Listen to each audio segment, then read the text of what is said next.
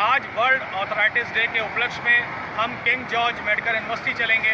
वहाँ पे हम वहाँ के डॉक्टर्स के साथ बातचीत करेंगे कि गठिया जैसी बीमारी क्यों होती है और उसके क्या कारण हैं।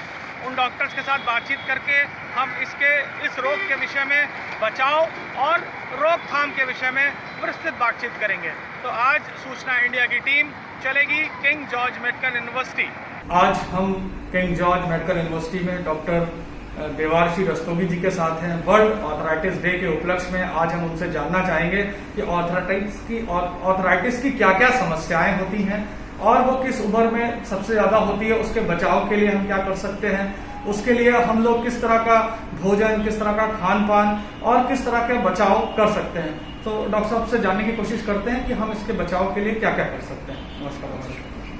देखिए, आर्थराइटिस जो है एज वी नो कि ये 100 टाइप से ज़्यादा टाइप्स की आर्थराइटिस होती हैं, मोर देन 100। तो एक लेमैन को समझाने के लिए कि जो कहते हैं कि गांव में या हमारे छोटे शहरों में है कि हमें गठिया हो गई है, तो मेजर 3 तरीके से हम कैटेगराइज कर सकते हैं आर्थराइटिस को। एक वो जो कि उम्र के साथ चेंजेस आते हैं घुटनों में या कोलों में, हमारे मेनली घुटने के साथ हमारे एल्डरली एज ग्रुप परेशान होती है, तो उसे कहते हैं ऑस्टियोआर्थराइटिस। ज़्यादातर वो लाइफ स्टाइल मॉडिफिकेशन होता है कि आजकल हमारे बैठ के ज़्यादा काम है, घर के बाहर हमारा कम जाना है, एक्सरसाइज हमें कम करनी है। तो जिनकी हैबिट्स ऐसी हैं, जो सेडेंटरी हैबिट्स को फॉलो करते हैं, ज़्यादा एक्टिव नहीं पार्टिसिपेट करते, ज़्यादा एक्टिव नहीं है लाइफ स्टाइल उनकी, तो वो ज़्यादा जल्दी इसके शिकार होते हैं। जनरली इसकी एज ग्रुप 55 to 60 के ऑनवर्ड्स होती है।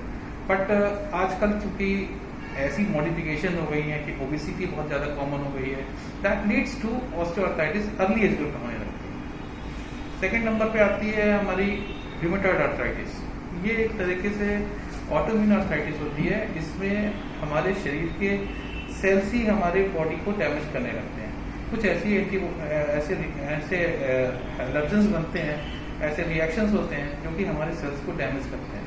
तो ये ऑटोइम्यून होती है। ये यंगर एज ग्रुप में होती है, फीमेल्स में ज़्यादा कॉमन होती है और चाइल्ड बेयरिंग एज ग्रुप में ज़्यादा कॉमन होती है। इसमें हाथ और पैर के छोटे छोटे जो जॉइंट्स होते हैं, ये ज़्यादातर इन्वॉल्व होते हैं। तीसरा नंबर आता है ट्रॉमेटिक आर्थराइटिस। आजकल जैसे रोड ट्रैफिक एक्सीडेंट्स होते हैं, घुटने में चोट लग गई, कोई फ्रैक्चर हो गया, इसके बाद जो आर्थराइटिस डेवलप होती है, इसे हम कहते हैं ट्रॉमेटिक और सेकेंडरी ऑस्टियोआर्थराइटिस। तो ये मोटे मोटे ये 3 वैरायटी हैं। वैसे तो बहुत सारे हैं कारण, बट उन सबका अलग अलग डायग्नोसिस है, अलग अलग उसका उपचार है। ज्यादातर बुजुर्ग महिलाओं में इस तरह की प्रॉब्लम देखने को मिलती है डॉक्टर साहब, तो उसमें किस तरह का बचाव हो? तो जैसे सुनने में आता है 60-70 साल की महिलाएं हैं ज्यादा। अगर बुजुर्ग महिलाएं हैं, जैसे ग्रैंड पेरेंट्स हमारे घर में होते हैं, वो सब इन्वॉल्व होते हैं, तो उसमें बचाव इसका यही है कि हम ज़्यादा एक्सरसाइज करें, मॉर्निंग वॉक पे जाएं, अपने घुटनों की कसरत करें, उखड़ू ना बैठें, पालथी ना मारें, और इसी से हम अपने घुटनों को स्वस्थ रख सकते हैं। हमारी कोशिश होनी चाहिए कि हमारा बॉडी वेट किसी भी तरीके से हमारी एज के हिसाब से ज़्यादा ना हो। हमारी एज और हमारे हाइट के हिसाब से हमारा बॉडी वेट होना चाहिए, जो कि कैलकुलेटेड होता है। इसी के रेशियो में ही हमें अपनी बॉडी को रखना है। हमें ज़्यादा ओवरवेट नहीं होना है, वरना अगर हम ओवरवेट होंगे तो हमारे घुटनों पे उसका जोर आएगा। जब घुटनों पे जोर आएगा तो वो चीज़ जल्दी डैमेज होगी। 2 स्ट्रॉन्ग बोन्स होती हैं घुटने की, उसके बीच में पतली सी कार्टिलेज होती है, चिकना पदार्थ। ये चिकना पदार्थ उम्र के साथ साथ घिसने लगता है। तो अगर वो हमारी एज बढ़ रही है तो हमें और कॉशियस हो जाना चाहिए, हमें और वॉक करना चाहिए, अच्छे से हमें अपनी डाइट्स का ध्यान रखना चाहिए, कोई फैटी मील्स नहीं कम से कम खानी चाहिए, और exercise is the key. Vitamin D का क्या रोल होता है इस तरह की चीज़ों में? विटामिन डी का एक अच्छा रोल है, क्योंकि आजकल जो हम लोग की लाइफ स्टाइल है, सन का एक्सपोजर बहुत कम होता है, और इवन हम लोग अपने में डॉक्टर्स में भी देखें तो हम लोग का भी अगर हम अपना विटामिन डी लेवल कराते हैं तो दैट इज़ वेरी लो। तो कहीं ना कहीं विटामिन डी रिसर्च में भी है, लिटरेचर में भी है कि विटामिन डी का रोल है ऑस्टियोआर्थराइटिस की प्रिवेंशन। तो हमें कैल्शियम, विटामिन डी अपनी डाइट में लेना है, और इससे हमें सबसे ज़्यादा कैल्शियम और विटामिन डी हमें किस चीज़ों से मिल सकता है? कैल्शियम दूध, वेजिटेरियन अगर आप हैं तो दूध, दही, पनीर, दूध से बनी हुई कोई भी चीज़ उसमें कैल्शियम होता है। नॉन वेजिटेरियंस के लिए वी हैव ऑप्शन, अब अंडा है, तो इन सब में कैल्शियम होता है, रिच इन कैल्शियम। और भूख का क्या रोल है? भूख, डाइट उतनी हमें लेनी है, हमें कोई भी जंक फूड्स अवॉइड करने हैं, कोई भी फैटी चीज़ें अवॉइड करनी है। ये सब चीज़ें हमें ना खाएं जिससे हमारा वेट बढ़े। जब वेट बढ़ेगा तो 10 तरह की बीमारियां आएंगी, उसमें से आर्थराइटिस भी एक है।